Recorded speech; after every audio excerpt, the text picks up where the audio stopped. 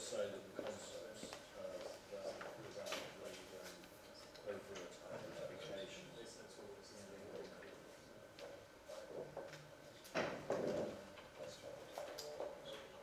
Okay, I'll get started.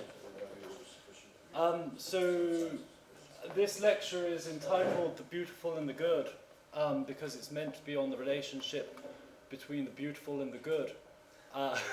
But I'm going to start by finishing off some material which I was going to go through last week.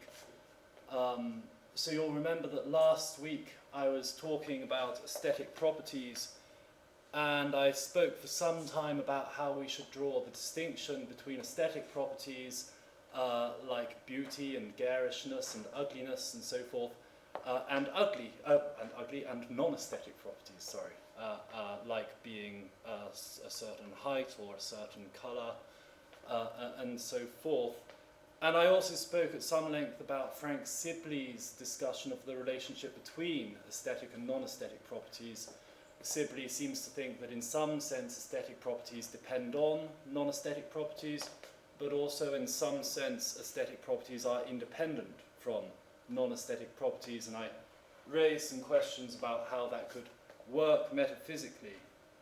What I didn't get around to mentioning was the question of exactly which non-aesthetic properties, the aesthetic properties of an object, depend upon. And this seems an important question because it seems as though aestheticians differ on this. So I won't go into this in a great deal of detail, but I'll just look at one view that might be compared, or rather contrasted, with Sibley's. So in Sibley's examples, it's usually the case that the non-aesthetic properties of an object, the non-aesthetic properties upon which an object's aesthetic properties depend are the visual or auditory or perceptible properties of that object itself. For example, a standard Sibleyan thing to say would be that the chair is graceful because of the way it's shaped and because of the choice of colours and so forth. And he actually, he says aesthetic qualities ultimately depend upon the presence of features which are visible, audible, or otherwise discernible without any exercise of taste or sensibility. Now, one of his points there is, of course, there's no exercise of taste, but another seems to be that he has in mind these sensory properties of the object itself, and the later place, again, he keeps speaking of the non-aesthetic properties of the object in all of his examples, as far as I could tell. The properties he's interested in are the visual or perceptible properties of the object itself. So we might call this position of Sibley's a kind of formalist position. It's not formalist in the sense of canonical formalists like Clive Bell, who think that only the form or only the immediately perceptible properties of an object count aesthetically. It would rather be formalist insofar as it says it's only the formal properties of an object upon which its aesthetic properties depend. So perhaps that's actually a confusing name for Sibley's view, but I've chosen it nonetheless. Now, I want to just describe a view that might be contrasted with this. Most people these days don't accept formalism of any sort, really, at least not in a radical form. I think Nick Zangel has a more moderate kind of formalism which he expounds. There's one classic paper which would challenge certainly formalism of the kind I've attributed to Sibley. This is Kendall Walton's 1970 paper, Categories of Art. Now, it's a great article to read, actually, because it's got some very interesting examples, some of which have become quite famous because of their imaginativeness. it involves a bit of technical machinery which needs to be introduced to make the point, so I'll go through that as quickly as possible. And it culminates, or at least as I'm going to describe it, culminates in a challenge to the idea that it's just the properties, the formal properties of the particular object which underlie its aesthetic properties, rather than perhaps broader extrinsic factors beyond that particular object. So in this article, Categories of Art, Walton introduces the notion of categories of art. And these include things like genres and styles and particular styles. He gives some examples. He says there's the category of paintings, or the category of cubist paintings, or of Gothic architecture, or of classical sonatas, or of paintings in the style of Cézanne, or music in the style of the late Beethoven. Right? So this is quite a disparate affair. All these different categories a work of art might be seen as falling into. And Walton suggests that relative to these categories, you can class the properties of an artwork in 3 ways: standard, variable, and contra-standard. Now, the idea here is that for some category of art, paintings, for instance, standard properties are just those properties which would usually make something fall into that category of art. For instance, if something's a load of acrylic pigments splattered over a flat canvas, then it probably counts as a painting, and that's because these are standard properties of paintings. Variable properties are those which neither seem to count towards a work or an object falling in a particular category, or to count against it. For instance, in paintings, depicting a landscape is a variable property. Some paintings do depict landscapes, doesn't stop them being paintings, doesn't jar with them being paintings. Some paintings don't depict landscapes, likewise, doesn't stop them being paintings or jar with them being paintings. These are variable properties relative to the category of paintings. They might not be relative to some other category, relative to the category of landscape paintings. These are, of course, the property of depicting landscapes seems to be a standard property.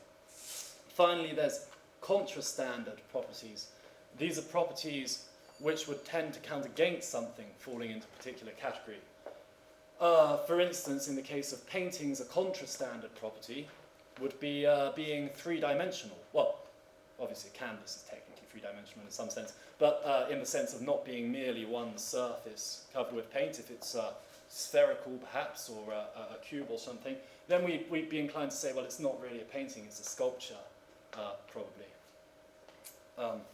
Obviously, you might have marginal cases.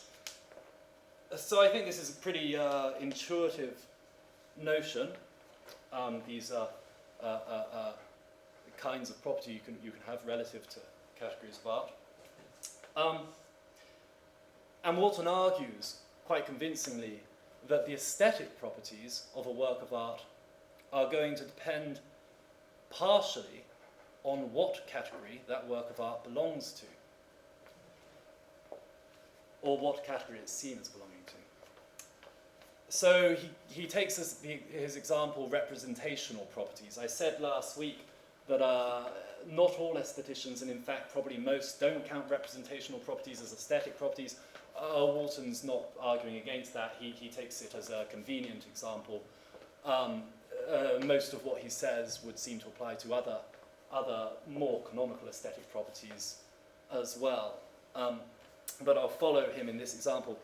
So Walton thinks in particular about the aesthetic properties, the representational properties of a bust. Okay? So I've got a picture. There we go. That's a bust of Homer. So it's carved of stone or marble.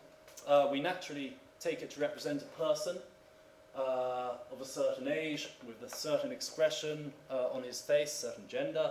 a certain style of clothing and so forth. Well, see, I think there's some kind of headpiece there. And it seems pretty clear roughly why we take it as representing these things. It's probably, in the case of this bust, got something to do with the fact that it resembles these things. It might not only be the fact that it resembles these things, it's widely argued that representation is not a mere matter of resemblance. One famous argument for this is that resemblance is a symmetric relation. If A resembles B, B resembles A. Representation is not. If A represents B, then B might nonetheless not represent A. For instance, this bust represents Homer, but Homer did not represent this bust, despite resembling it, if he did. I don't know if the artist had seen him. But that argument is usually attributed to Nelson Goodman, by the way. Right, so we understand the bust represents a person, particular age, particular expression on his face by resembling it. However, Walton points out that, quite surprisingly, we don't view the bust as representing a perfectly still person of uniform marble colour severed from his body, from the torso down. So we need some explanation of this, because, of course, the bust resembles Homer to some degree, but it resembles much more a perfectly still Homer, marble in colour and severed from his body from the torso down. In order to explain this fact, Walton suggests we appeal to his notion of categories of art, and in particular, to which properties are standard, variable, or contra-standard, relative or in relation to the category in which this work falls, or is seen as falling. And the point is that in the case of a bust,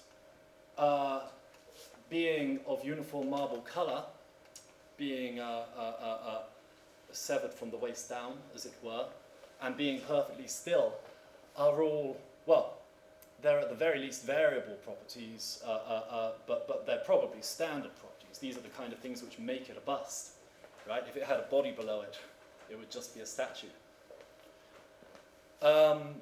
So we can suggest that it's not the standard properties which the aesthetic properties, at least the representational properties, depend on. They seem to be, in some sense, irrelevant. The representational properties, representing someone with a particular expression of face, particular age, and so forth, seem to be rather the variable properties. For instance, it doesn't stop being a bust if instead of depicting Homer, it depicts Cleopatra, right? So you've got lots of different representational properties going on, still a bust, and so it would seem that the representational properties depend upon the variable properties, the ones which are irrelevant to whether it's a bust or not. And Walton also adds that the contra-standard properties, if there are any, have their own particular and somewhat disconcerting effect. For instance, if you had a bust with moving eyes, if it's got enough of its own standard properties that we still view it as a bust, but nonetheless it's got these eyes that look about the room, we would find that quite disturbing. You can imagine this an avant-garde artist producing it. I have a depiction of what this might look like. It would be, there you go, something like that, I think. Fortuitously, this picture was sent to me by a Polish graphic artist, nothing to do with this lecture, which was already written, but there you go. In fact, contra-standard properties, you can use these to explain things like why Wagner's use of discordant harmony in Tristan und Isolde is so powerful or so arresting. It's because for a work of romantic classical music, these harmonies are contra-standard. They would usually be the kind of things you would avoid if you were trying to produce a work for romantic classical music. On the other hand, when you get exactly the same kind of discordant harmonies in Schoenberg or Boulez, they fail to have the same effect that they have in Wagner. They have an effect of their own, perhaps, but this is because in a piece of atonal music, these are standard properties. so far we haven't seen any departure from Sibley's view, any clear departure from Sibley's view that the aesthetic properties depend on the formal properties of the work itself, these intrinsic perceptible properties, if that is Sibley's view, it seems to be. However, if the aesthetic properties depend in part on which properties are standard, which are contra standard, and which are variable, and if that depends in turn on which category a work of art is seen as falling into, then the aesthetic properties are going to depend on which category a work of art is seen as falling into. And that, Walton argues, is not going to be just a matter of its intrinsic perceptible properties. In fact, he offers, he discusses maybe there's no correct category, maybe we can view these as falling into any category and dismisses that. I won't go into that. It seems quite intuitive, although I'm sure they could argue about it. He suggests that there are probably 4 or more factors which play a role concerning what category a work of art is or should be seen as falling into. One is that it contains many standard features of a particular category, as we've already said. But a second is whether the artwork becomes much more interesting if we view it as belonging to that category. Right, so you might have a poem which, well, if you consider it as a piece of romantic verse, it's really quite insipid and awful. But if you see it as a piece of modernist satire, then it's rather brilliant. And you might say, well, it's not clear which it is, but probably we should assume through its real brilliancy when you see it as satire that it is satire. Obviously, that's not going to necessarily decide it, but might be a factor. The other factors he suggests are that the artist intended a work to be seen as belonging to a particular category, and finally, that category was a well-established category of art in the society in which a work was produced at the time it was produced. Now, Walton, obviously these first 2 I've listed, containing many features and being more interesting, you might say, well, we're still in the realm of intrinsic perceptible properties there, although that about interest it's not clear. The more controversial ones, in Walton's opinion at least, are the idea that the artist's intention could be a salient concern here, or whether or not there's a particular category of art recognised in the society in which work of art is produced, whether that could determine partially what category a work of art should be seen as falling into. And he has an argument for this reason to back up this claim. And his claim is basically that if we didn't bring in these extra, his argument is that if we didn't bring in these extra conditions, then we could take any work of art, take a really cliched, awful work of art which does nothing interesting, nothing new, nothing clever. And we could say, well, okay, it might seem like that initially, however, we should view it as belonging to whatever category it's most interesting as a work of art in. And so we could just make up a category. We could pretend it belonged to a category from many, many years ago, before any of the cliches would have been cliches. And we could construct various specifications which make it actually an ingenious work that solves various problems and so forth. Now, that Walton takes to be pretty implausible. It would be really weird if we thought that it was right to view a work of art as belonging to whatever category makes it a wildly genius work. And if we want to avoid that implausibility, then he thinks that we'll probably have to start bringing in things like the artist's intention concerning what category it belongs to, or the historical surroundings. There is a controversy, a distinct one, about whether the artist's intention can be important in our assessment of artworks. There's a very important paper by William Winsat Jr. and Monroe Beardsley, who's come up before several times. I used to think this was published in 1953, but I think it's actually earlier, more like 47-ish, called The Intentional Fallacy. Walton has an argument against that as well. Briefly, he takes the example of Schoenberg's 12-tone music, completely revolutionary move in music, clearly these 12-tone pieces, they're composed in a very unusual way which tries to avoid classical tonality, tries to avoid the structures you get in traditional music all the way up to that period. When Schoenberg's starting to compose works in this idiom, no one else has ever heard of it, he's just made it up. And yet, presumably, they should be heard as 12-tone pieces. If that's right, Walton suggests, well, what else but Schoenberg's intention could have determined that they should be heard in that way?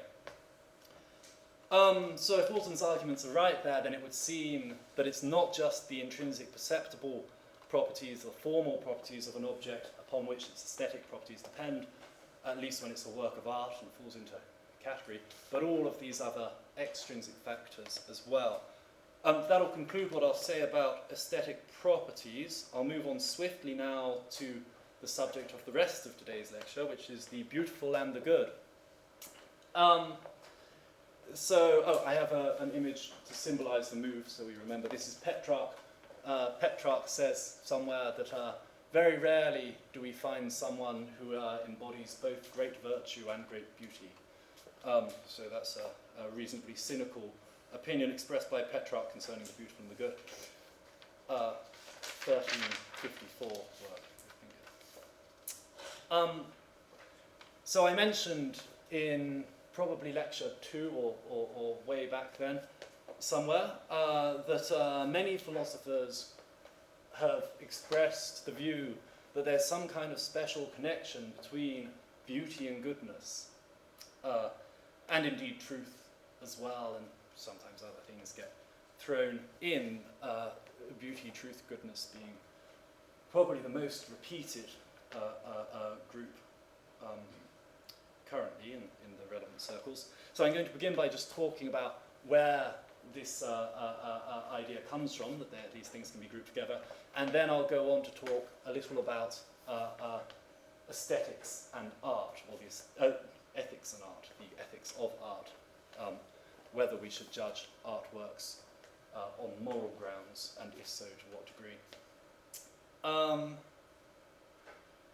So philosophers frequently assert some kind of special connection between beauty and goodness, and also very frequently beauty, goodness, and truth. I mentioned much earlier the quotation, the good is more self-identical than the beautiful. It's one rather paradoxical way in which this kind of idea gets expressed, lambasted by Weir and Wittgenstein in the early 20th century. I mentioned then why I think that might have been slightly unfair, so I'll rush on. The earliest philosopher often mentioned in this context is Plato. So this group, beauty, truth, and goodness, it's sometimes even referred to as a or the classical triad of notions, and the classical triad because it's thought to originate in classical philosophers like Plato. Now it's true that beauty and the good have some prominence in Plato's dialogues. As you're all probably aware, there are forms of these things, and they seem to be particularly important forms. It's not clear that truth has quite the same role, and in fact, I'd never thought about it before writing this lecture, but I'm not sure if there's a form of truth for Plato at all. At least, as far as I'm aware, I can't recall it coming up anywhere. Someone might correct me on that. What certainly seems to be doubtful is that Plato ever explicitly puts forward this triad of beauty, truth, and goodness. It's sometimes suggested that it can be found, if you dig deep enough, in the Symposium or in the Phaedrus. But the closest we get here really is when Socrates says in the Phaedrus that the divine has beauty, wisdom, and goodness. Todoteon, kalon, sophon, agathon, kai pan hoti to euton, and other properties of that sort. All other properties of that sort. Obviously, we have something quite close to what we're looking for here. However, this is beauty, kalon, goodness, agathon. Those are okay standard translations. there are worries about whether Kalon is beauty, like we can see, but I won't go through that again. But not truth aletheia, but sophon, wisdom. And you might say, I suppose, that, well, wisdom is connected with truth, because wisdom is an understanding of truth or knowledge of truth. Nonetheless, it's clearly not quite the same idea. Moreover, Plato often lists other ideas that he's interested in this casual way. Sometimes you'll get, beauty, goodness, and justice, or justice, truth, whatever. And here, well, it seems clearly to be just a casual list of examples, since he says kai pan hoti toiuton and all properties of that kind. So it doesn't seem like we're getting a seriously special grouping, an important triad here in Plato's thought. Perhaps you could argue that it appears at a deeper level in an interpretation of Plato rather than explicitly, although, of course, there'd be the danger that we were just reading it in. Likewise, I'm not sure, well, it doesn't seem as though this is just a matter for Plato. It seems as though in the classical corpus there really is no explicit discussion of this triad, beauty, goodness, and truth. At least I'm not aware of such a triad. And the Dutch medievalist Jan Artsen, I think I'm saying that right, has some research on this which convincingly argues that it can't be found here. So you do certainly get further discussion of these ideas. You don't get the triad, but you get more discussion of the relationship between beauty and goodness. Some, following Plato like Plotinus, take these to be distinct things. Some depart from Plato, including Pseudo-Dionysius, who in his work on divine names argues that beauty and goodness are in fact identical, which is an extremely important move he makes, very influential in medieval philosophy. But it's not until really the medieval age where you start to see this triad appearing. I'll just mention, so Dionysius says the beauty is identical with the good. Thomas Aquinas adjusts this view and says that beauty and good are, in some sense, they're the same thing, but they differ conceptually or differ in reason. And the good is said to relate to appetite, whereas beauty relates to cognition. In modern jargon, we might say that the good and the beautiful, these are coextensive terms. They extend to the same things, but they don't have the same intention with an S. They don't mean the same thing. Thomas isn't the first, it seems, to come up with such an adjustment of Pseudo-Dionysius. There's this work known as the Summa Hellensis, by someone whose name might be Alexander of Hales or Hales or something along those lines. I've been asking around, people seem to think Hales is most likely, this is a small village in Shropshire.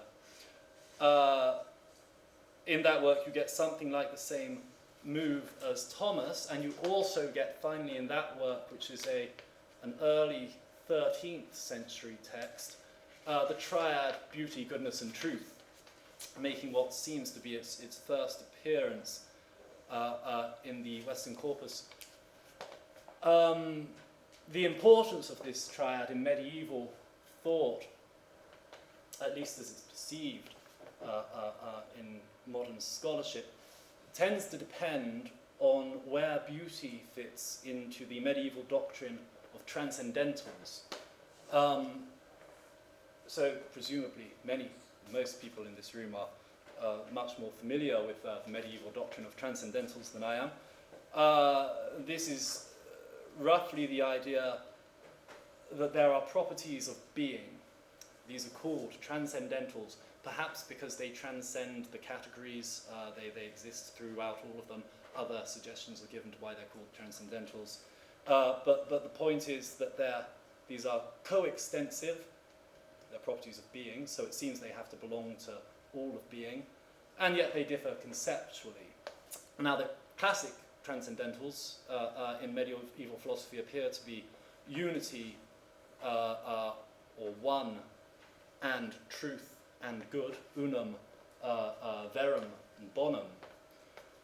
But very frequently it's been suggested that maybe beauty is also a transcendental.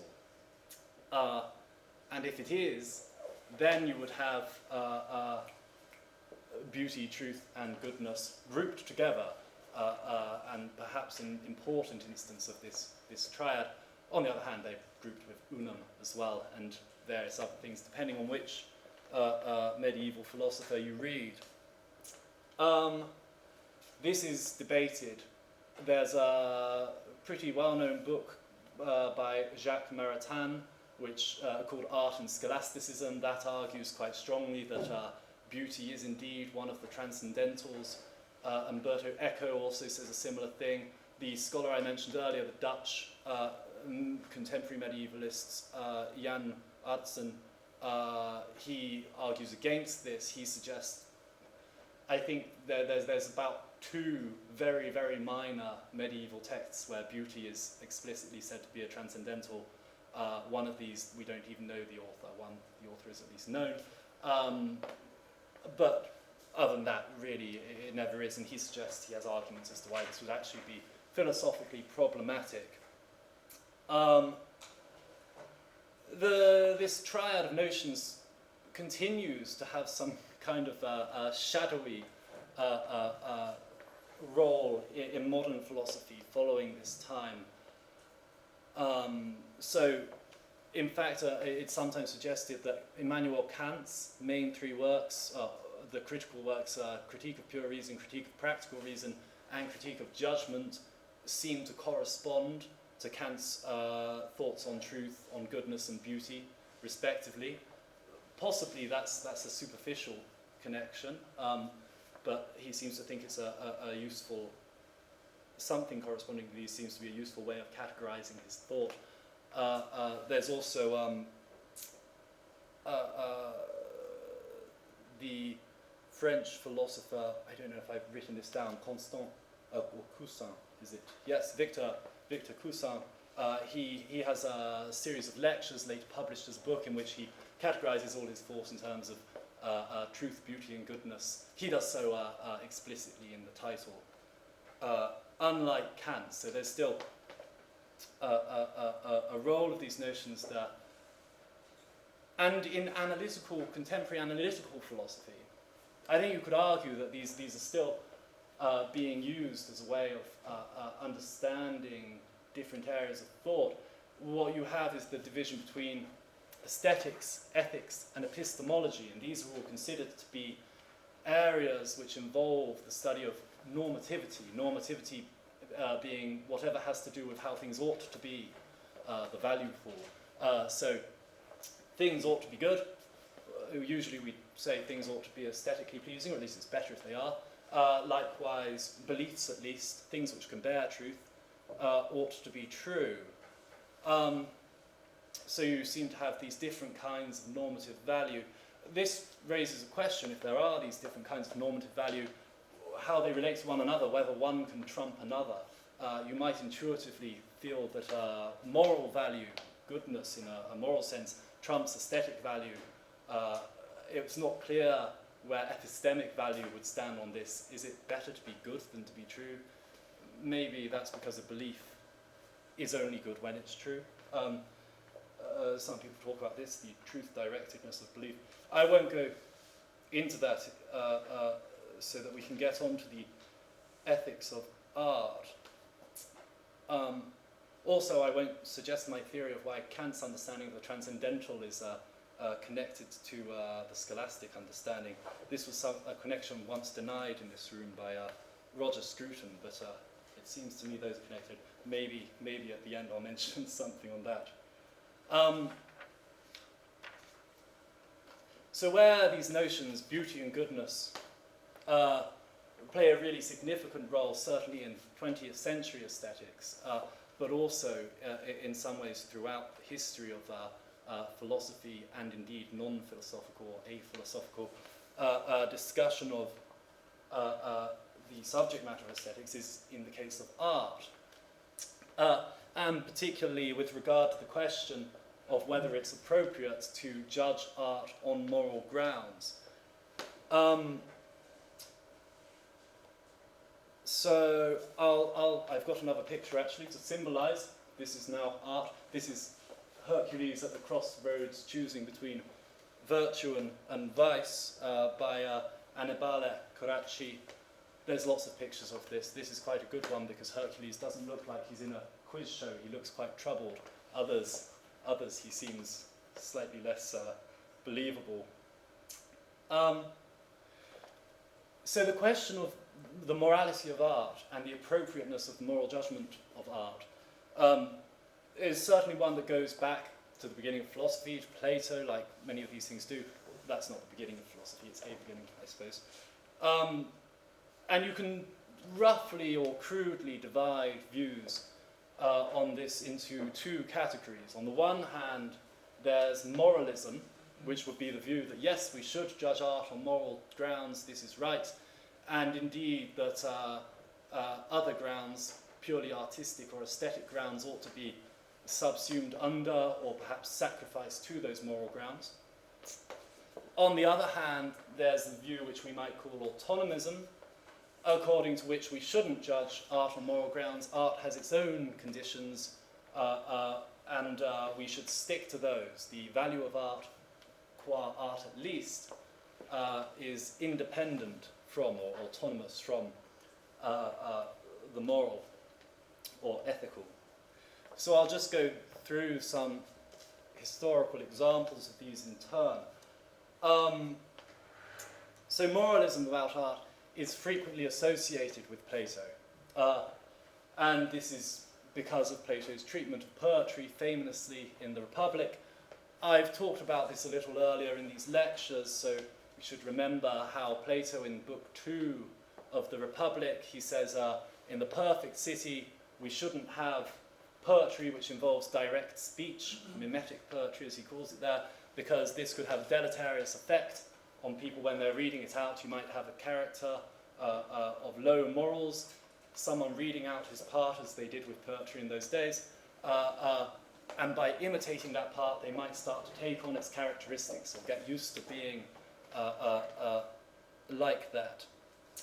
In Book 10 of the Republic, Plato extends this moralist position beyond merely poetry that involves direct speech and to all art, because, well, what seems to be all art is for Plato mimesis, it's all imitation, and he feels that that puts it on a dodgy ontological level. It's going to appeal to the lower part of the soul, it's twice removed from reality, all these kinds of things. And Plato even seems to exhibit an acknowledgement that the moral values of art can come into conflict with the aesthetic or artistic, and in that case he wants the moral to win out. So he says, I think it's quite clear at 387b of the Republic, he describes the kind of poetry that he wants to banish as, in some cases, being nonetheless poetica kai idea tois polois akuein, poetic and sweet for people or for the majority of people to hear. So you get a pretty clear idea that Plato wants to allow moral judgment of art to win out over aesthetic, to trump aesthetic judgment. Maybe Aristotle feels it's the same when he says the value of tragedy is catharsis. Perhaps that's a more practical or moral judgment rather than aesthetic or artistic, depending on what you count as aesthetic. Another much more recent person associated with this view is Tolstoy. So I've again mentioned Tolstoy's 1897 work, What is Art?, before, according to which art is expression or communication of emotion. And in that work, Tolstoy gives two conditions on good art. One is purely in terms of emotion and expression. The more you communicate, or the more effectively you communicate it, better. But he also has his second condition with regard to the subject matter of art. It's good insofar as the feelings it communicates are conducive to the progress of humanity towards perfection, which Tolstoy associates with sort of Christian ideas. Here, again, you have a kind of moralism, and Tolstoy certainly wants this to trump beauty in art, to trump aesthetic properties, and he actually lambasts and laments the past several hundred years of aesthetics since Baumgarten, which he feels has perversely made beauty central to art, which he feels is a tawdry, hedonistic thing, where really art should be about communicating these emotions conducive to the progress of humanity. And of course, moralism about art of this kind, it's not only a philosophical standpoint. We see this being taken very frequently in wider society. A couple of examples. St. Bernard of Clairvaux, if that's how you pronounce it, he reacts to Romanesque architecture, early Romanesque architecture, along these lines. He's concerned by the flamboyance of it, all of the carving, the grotesques, and he says, under the eyes of the brethren in reading, what business have those ridiculous monstrosities, that misshapen shapeliness and shapely misshapenness, those unclean monkeys, those fierce lions, those monstrous centaurs, those semi-human beings? Here you see a quadruped with a tail of a serpent, there a fish with the head of a bird. In short, there appears on all sides so rich and amazing a variety of forms that it is more delightful to read the marbles than the manuscripts, and to spend the whole day admiring these things piece by piece, rather than in meditating upon the divine law. Some Romanesque monsters. So yes, the idea here, he clearly has an appreciation of the aesthetic. He seems to think quite highly of it in a sense, but also thinks it's therefore dangerous and we should be getting rid of it. It's going to draw us away from higher things. Obviously, we're a million miles away here from Abbot Suger's comment on early Gothic architecture, even more ornate, that man may rise to the contemplation of the divine through the senses. Another good example, of course, is the Italian Dominican friar Girolamo Savonarola and his campaign against the Renaissance.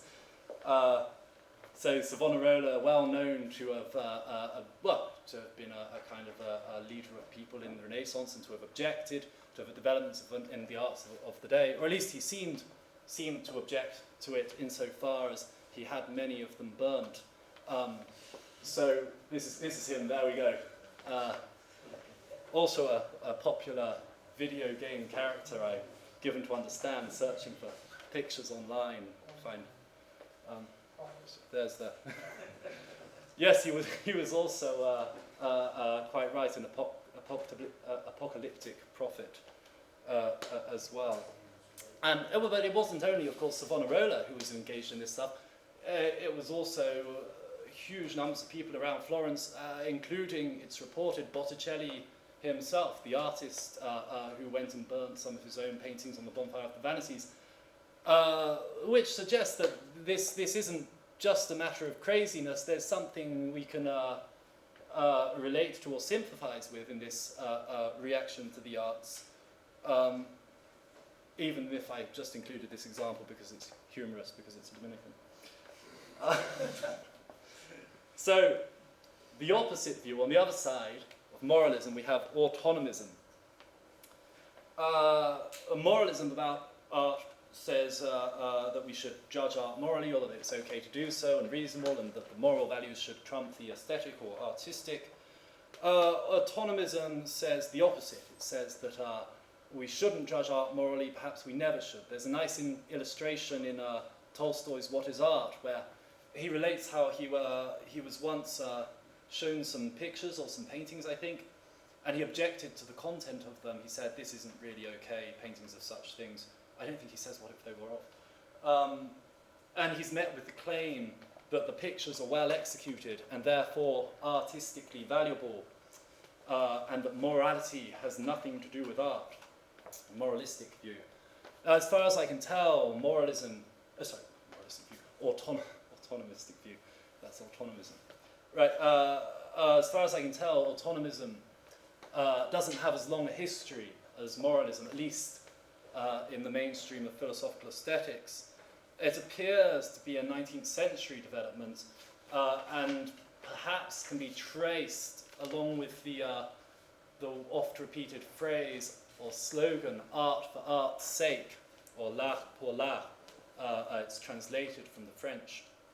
Now this phrase, the earliest instant of it, of which I'm aware, appears in a written account of the French writer Benjamin Constant of a discussion in 1804 with the English lawyer and diarist Henry Crabb Robinson. And in that discussion, Robinson is expounding some Kantian or perhaps pseudo-Kantian ideas about aesthetics, and he says, art for art's sake, at least as reported by Constant.